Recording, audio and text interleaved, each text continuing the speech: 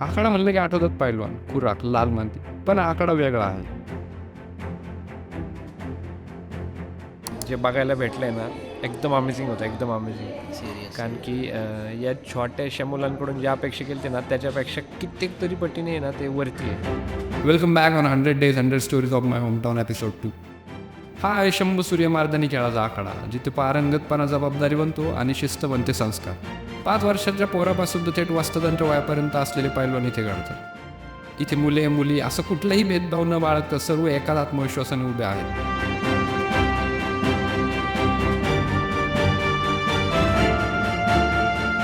आपण एकदा पारंगत झालो की आपल्या खालच्यांना तयार करणे ही शिकवण इथे आपोआप अंगी येते.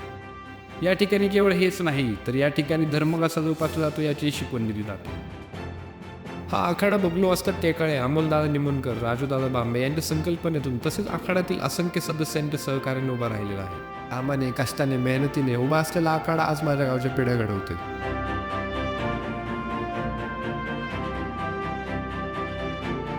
नदीकाठच्या छोट्या तालमीपासून ते भव्य आखाड्यापर्यंतचा हा प्रवास खडतर होता.